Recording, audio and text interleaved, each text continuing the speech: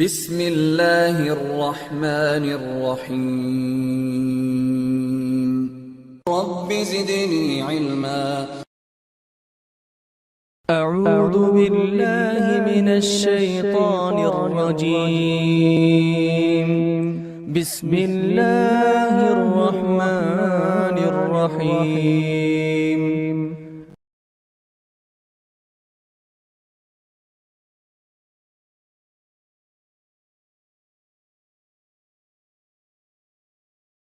شیخ حافظ عبدالمعید عمری حافظ اللہ سے گزارش کروں گا وہ آئیں اپنا مقالہ نظام حکومت دکن پر پیش کریں۔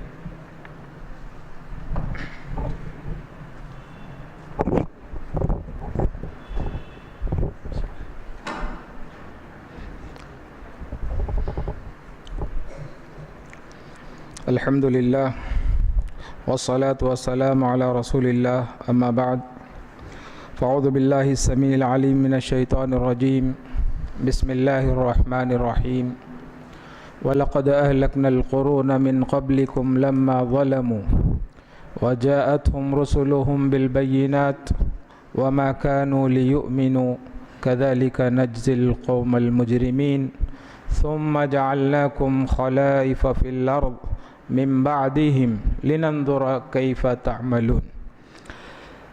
صدر اجلاس، اساتذہ جامعہ، علماء کرام، دور دراز مقام سے آئے ہوئے مہمان اور میری پردہ نشین خواتین اسلام، مجھے آج کے اس اجلاس میں نظام حکومت کے تعلق سے آپ کے سامنے کچھ باتیں رکھنی ہیں۔ قرآن مجید کی سورہ یونس کی 2 آیتیں آپ کے سامنے پڑھی گئی۔ اس میں اللہ تبارک و تعالی نے قوموں کے عروج و زوال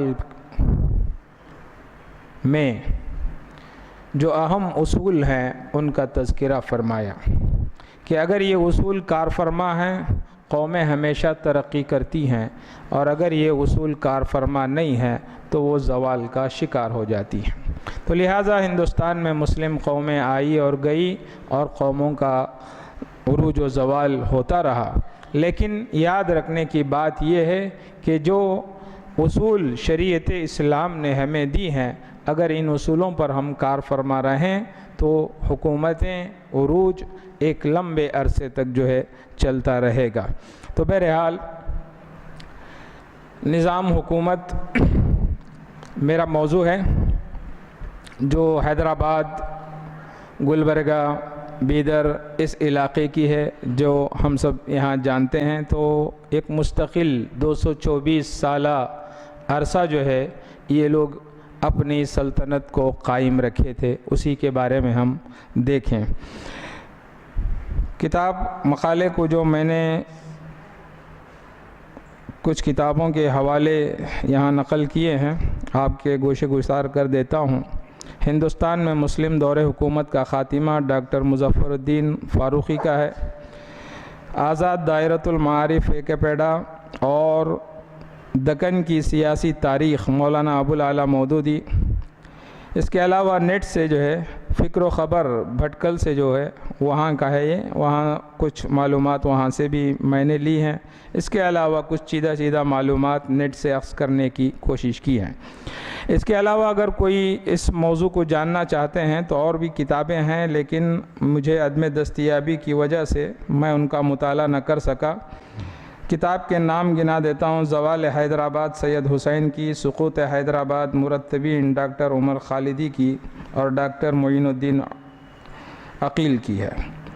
اس کے علاوہ میر عثمان علی خاں اور ان کا عہد طیبہ بیگم کی لکھی ہوئی کتاب ہے۔ بہت ساری کتابیں ہیں، جو لوگ مزید معلومات حاصل کرنا چاہتے ہیں اس سے حاصل کر سکتے ہیں۔ سلطنت آصفیہ کا قیام اور مغل دور سے اس کا ربط۔ دولت آصفیہ کے بانی میر قمر الدین نظام الملک آصف جاہ ترکستان کے ایک معزز خاندان کے سپوت تھے۔ ان کے دادا خواجہ عابد 1656 میں بخارا سے ہندوستان آئے اور شاہ جہاں کے دربار میں شاہی ملازمت حاصل کی۔ اورنگزیب کے زمانے میں انہیں 4000 منصب پر مامور کیا گیا۔ 1668 میں اجمیر اور 1672 میں ملتان کے صوبے دار مقرر کیے گئے۔ 1882 میں بیدر کے صوبے دار بنائے گئے۔ 1887 میں گولکنڈہ کے باہر انہیں سپرد خاک کیا گیا۔ 11 اگست 1671 کو میر قمر الدین پیدا ہوئے، جو بعد میں چل کر نظام الملک آصف جاہ کے نام سے شہرت حاصل کی۔ 20 سال کی عمر میں 1690 میں اورنگزیب نے انہیں چین خلیج خان کا بہادر خطاب دیا۔ اس وقت سے نظام الملک کی فوجی خدمات کا آغاز ہوتا ہے۔ انہوں نے عالمگیر کے زیر نگرانی تربیت پائی تھی۔ اپنے عادات، اطوار، اپنی صلاحیتوں میں ان سے بہت ہی زیادہ ملتے جلتے تھے۔ نظام الملک میں وہ تمام صلاحیتیں تھیں جو سلطنت مغلیہ کے زوال کو روک سکتی تھی اگر ان کو موقع ملتا۔ 1722 میں محمد شاہ کے دور میں ہندوستان کا وزیر اعظم انہیں بنایا گیا، تو انہوں نے زوال سلطنت کو روکنے کے لیے ضروری اصلاحات کرنا چاہا، لیکن جب بادشاہ اور ان کے نااہل مصاحبین نے ان اصلاحات کی راہ میں رکاوٹیں ڈالی تو نظام الملک بد دل ہو کر دکن چلے گئے، جہاں کے 6 صوبوں کا ان کو صوبے دار بنایا گیا۔ یہاں انہوں نے ایک خود مختار حکمران کی حیثیت سے حکومت کی، مگر وہ مغل بادشاہ کا اتنا لحاظ کرتے تھے کہ اس کے حکم پر دہلی پہنچ جاتے۔ اس وقت دکن میں مرہٹوں کا بہت ہی زیادہ غلبہ تھا، اور عین ممکن تھا کہ دکن پوری طرح سے مراٹھوں کے قبضے میں چلا جاتا اگر وہ دلی میں بیٹھ کر مغل سلطنت کو بچانے کی کوشش میں لگے رہتے، تو عین ممکن تھا کہ دکن مغلیہ سلطنت سے کٹ جاتا۔ چنانچہ انہوں نے دکن کو بچانے کا فیصلہ کر لیا اور دکن پہنچ کر 11 اکتوبر 1724 میں سلطنت آصفیہ کی بنیاد ڈالی۔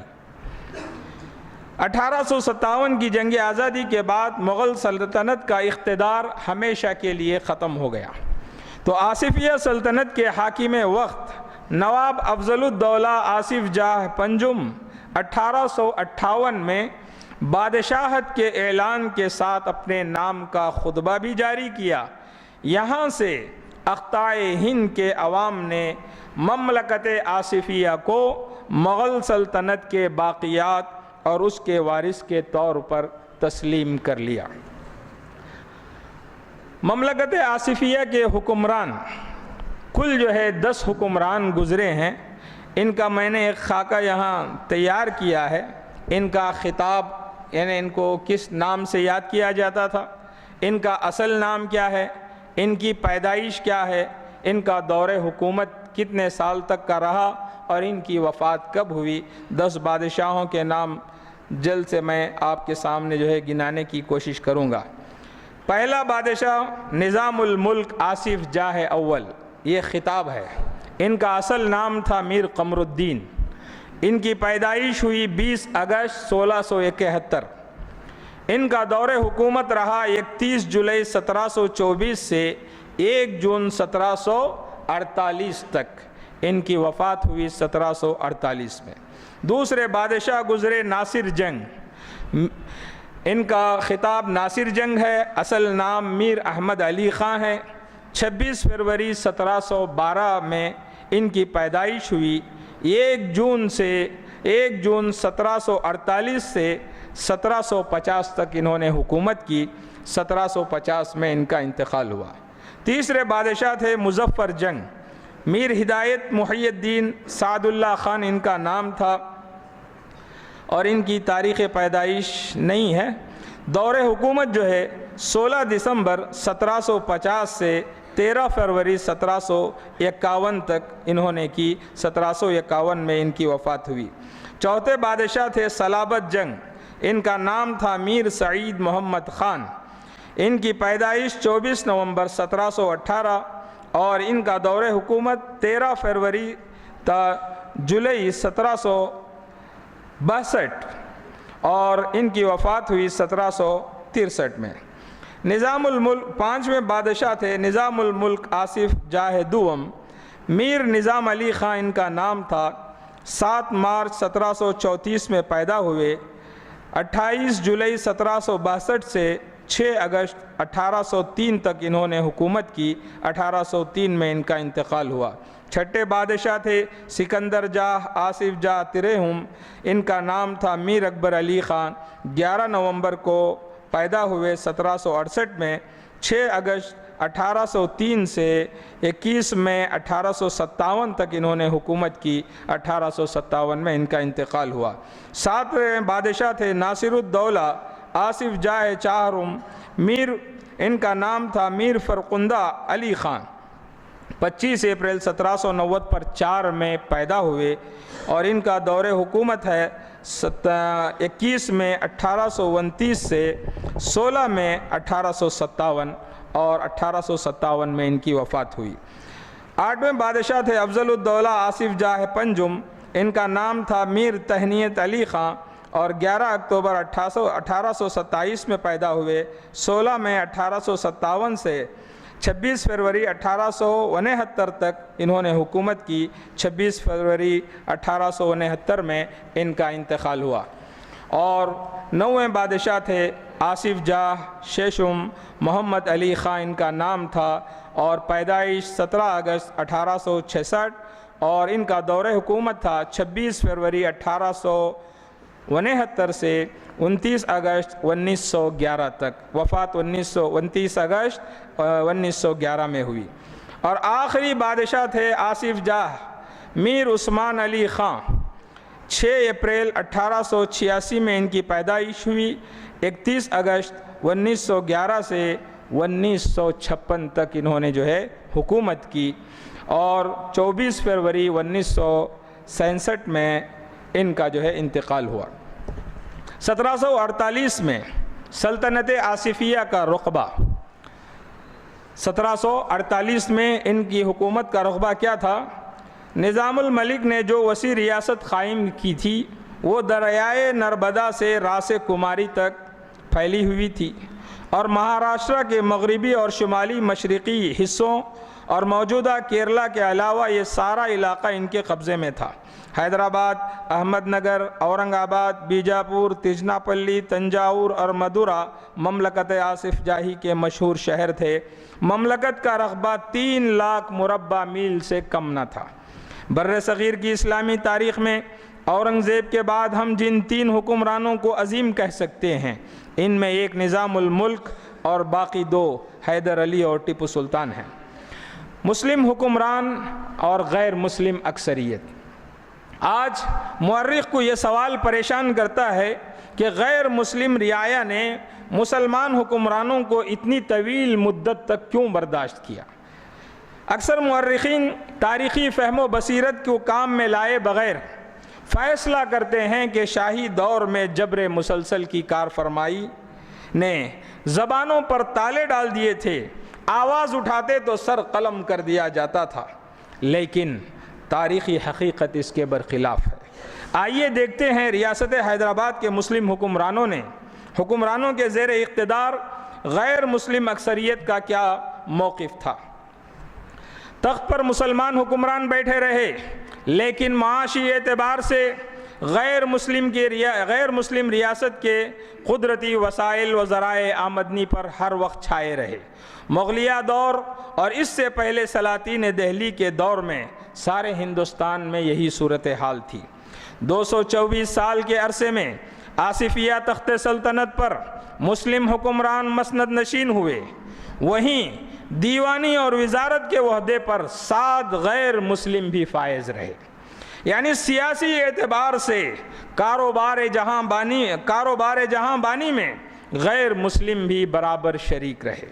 اس کے برخلاف کشمیر کی صورتحال قابل توجہ ہے، جہاں مسلم اکثریت تھی اور 100 سال تک ڈوگرا راج قائم رہا۔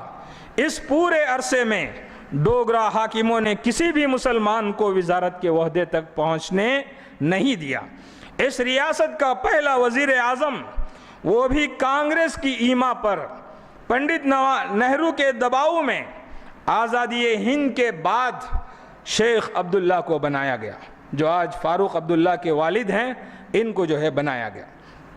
رابرٹ تھراپ نے کشمیر ناجائز حکومت کے عنوان سے جو کتاب تحریر کی تھی، اس میں کشمیر کے چند قوانین کا حوالہ دیا ہے، جس سے اندازہ ہوتا ہے کہ ایک مسلم اکثریت کی ریاست میں ایک غیر مسلم حکمران کا طرز حکمرانی کیا تھا۔ سری نگر میں شاہی چشمے سے روزانہ پینے کا پانی شاہی محل لے جایا جاتا تھا۔ اس وقت سڑکوں پر کسی مسلمان کو نکلنے کی اجازت نہیں تھی۔ وادی میں کسی مسلمان کو گھر کے اندر 6 انچ سے بڑا چاقو رکھنے کی اجازت نہیں تھی۔ وادی میں جمعہ کی نماز میں مسجد کے اندر بھی خطبہ پڑھنے کی اجازت نہیں تھی۔ اس کے بالمقابل ریاست حیدرآباد کے مسلم حکمرانوں نے اندرون ریاست میں ایسے نظم و نسق کی بنیاد ڈالی جو بلا امتیاز مذہب و ذات ساری رعایا کے لیے ترقی اور خوشحالی کا ضامن تھا۔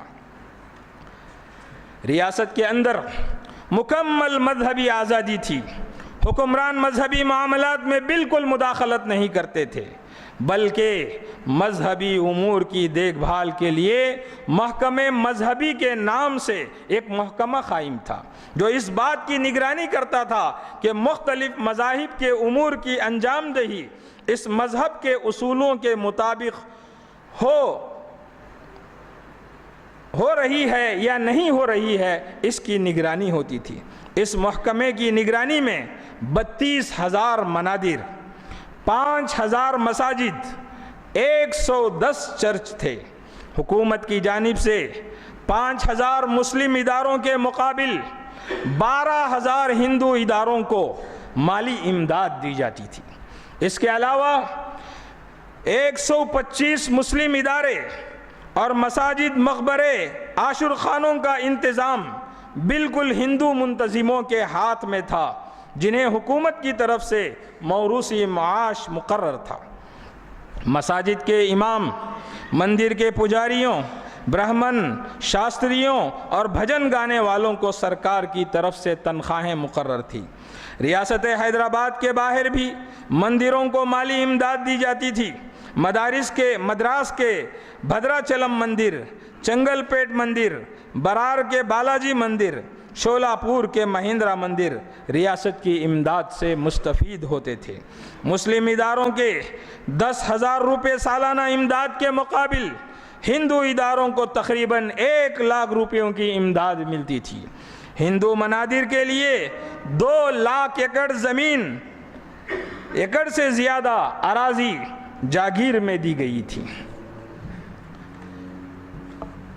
شعبہ معیشت میں مذہبی طبقات کا فیصد تناسب دیکھیے مسلم حیدرآباد کی ریاست میں کیسا تھا۔ ریاست کی آبادی 1 کروڑ 64 لاکھ، 64 لاکھ میں مسلمان 30 لاکھ، جن کا فیصد نکلتا ہے 18%۔ پست اقوام 60 لاکھ، جس کا فیصد نکلتا ہے 36۔ ہندو 67 لاکھ، جس کا فیصد نکلتا ہے 41، اور سکھ، عیسائی اور پارسی 7 لاکھ، جن کا فیصد نکلتا ہے 5۔ 41% ہندو آبادی کا معیشت میں کیا حصہ تھا؟ ایک خاکہ جو ہے تیار ہے کہ شعبہ معیشت میں پہلے ہندو، اس کے بعد مسلمان، اس کے بعد غیر مسلموں کے نام، ان کا فیصد بتاتا ہوں کہ زراعت میں ہندو 87% تھے، مسلمان 8% تھے، غیر مسلم طبقے اور دوسری قومیں 5 طبقے۔ صنعت میں 92% تھے، مسلمان 5% تھے، غیر مسلم 3% تھے۔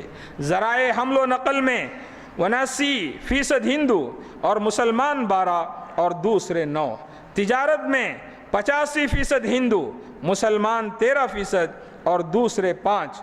فوج اور پولیس 74% غیر مسلم ہندو اور مسلمان 22% اور غیر مسلم طبقے 4. سرکاری ملازمت 65% ہندو، 32% مسلمان اور غیر دوسرے طبقے 3%، اور پیشے اور حرفتیں 71% ہندو، مسلمان 23% اور دوسرے 6%. خانگی ملازمت میں 68% ہندو، 25% مسلمان اور دوسرے 7. دوسرے مختلف پیشے 84% ہندو، 10% مسلمان اور غیر مسلم دوسرے طبقے 6. آبادی کا تناسب 41% ہندوؤں کا اور مسلمان 18% اور دوسرے 41%. یہ اعداد و شمار اس بات کی نشاندہی کرتے ہیں کہ ریاست کے مسلم حکمرانوں نے ریاست کے قدرتی وسائل و ذرائع آمدنی سے کسی مخصوص مذہبی طبقے کو بے دخل کر کے اپنے ہم مذہب طبقے کو نوازنے کے لیے حاکمانہ اختیارات کا استعمال نہیں کیا. علم و ادب کی سرپرستی. حیدرآباد چونکہ ایک دولت مند ریاست تھی اور اس کے حکمران علم دوست تھے، اس لیے مغلیہ سلطنت کے زوال کے بعد بر صغیر میں علم و ادب کی سب سے زیادہ سرپرستی ریاست حیدرآباد میں کی گئی ہے. 18ویں صدی کے ممتاز مصنفین جن کا حیدرآباد سے تعلق رہا، شاہ نواز خان 1758 ان کی وفات ہے، غلام علی آزاد 1704 تا 1785 کے نام بہت نمایاں ہیں. اس دور کے جنوبی ہند کے علماء میں مولانا بحر العلوم متوفی 1819 کا نام بھی بہت نمایاں ہے.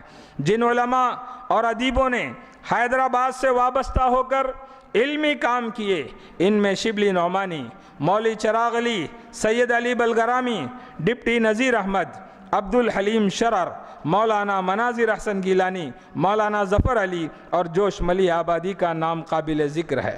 شاعروں کی کثیر تعداد اس کے علاوہ ہے. سلطنت دکن کے آخری نظام نواب میر عثمان علی خان، یہ آخری بادشاہ تھے نواب میر عثمان علی خان. 6 اپریل 1886 میں پیدا ہوئے، 1912 میں ان کی تخت نشینی ہوئی، 24 فروری 1967 میں ان کا انتقال ہوا.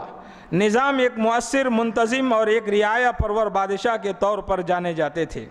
ان کی بادشاہت 86,000 مربع میل 22,03,000 کلومیٹر کے ایک علاقے میں تھی.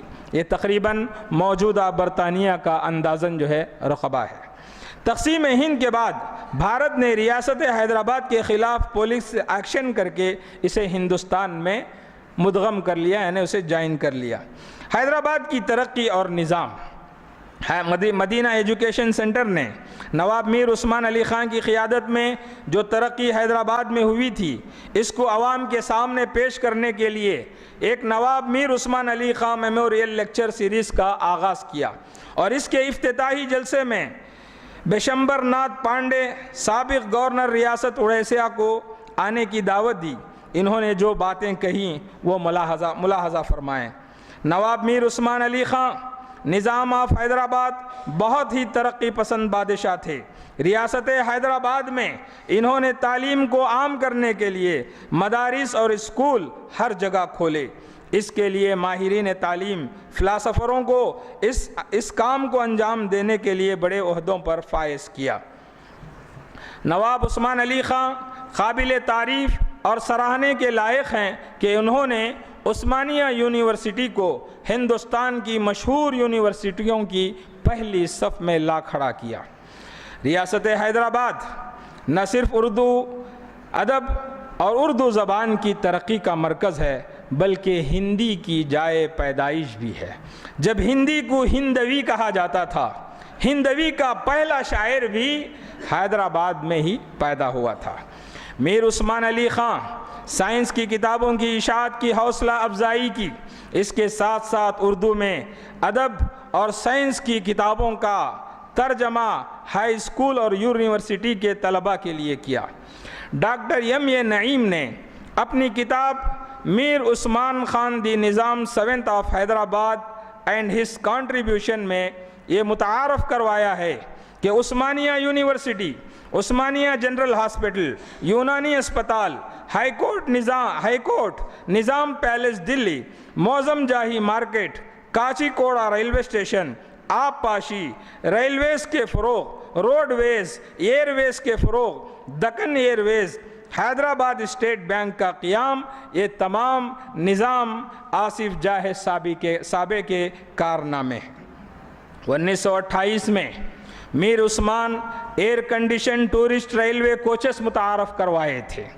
1965 میں چین کے ساتھ جنگ کے دوران ایک مثالی عطیہ اس وقت کے وزیر اعظم لال بہادر شاستری کی خواہش پر میر عثمان علی نے 5 ٹن سونا ڈیفنس فنڈز میں بطور عطیہ پیش کیا، لوہا نہیں سونا پیش کیا ہے۔ قیام پاکستان کے بعد پاکستان کو 20 کروڑ کا عطیہ جو ہے دیا ہے۔ ان کے جنازہ میں تقریباً پورا حیدرآباد شامل ہوا۔ انگریزی اخبارات کے صحافی حیران ہو گئے اور سرخی لگائی کہ اس ملک میں جمہوریت کیسے آ سکتی ہے جس میں 25 سال گزرنے کے بعد بھی بادشاہوں کو یاد کیا جاتا ہے اور اس کا احترام کیا جاتا ہے۔ نواب بہادر جنگ کا تاریخی جملہ، وہ کہتے تھے اعلیٰ حضرت میر عثمان علی خان کی بادشاہت آج کل کی جمہوریت سے 100 گنا بہتر ہے۔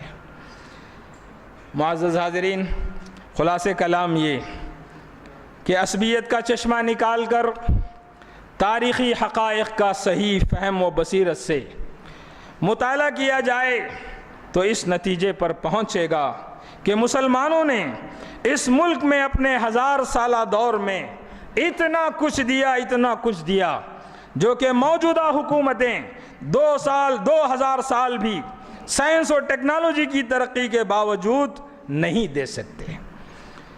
لیکن صحیح بات، حق یہ ہے کہ آدمی تاریخی حقائق کو اس کو صحیح فہم و بصیرت کے ساتھ جو ہے اس کا مطالعہ کریں۔ اللہ سے دعا ہے کہ اللہ ہمیں صحیح بصیرت عطا فرمائے۔ وَلَا يَجْرِمَنَّكُمْ شَنَآنُ قَوْمٍ عَلَىٰ أَلَّا تَعْدِلُوا اعْدِلُوا هُوَ أَقْرَبُ لِلتَّقْوَىٰ وَاتَّقُوا اللَّهَ إِنَّ اللَّهَ خَبِيرٌ بِمَا تَعْمَلُونَ۔ السلام علیکم ورحمۃ اللہ وبرکاتہ۔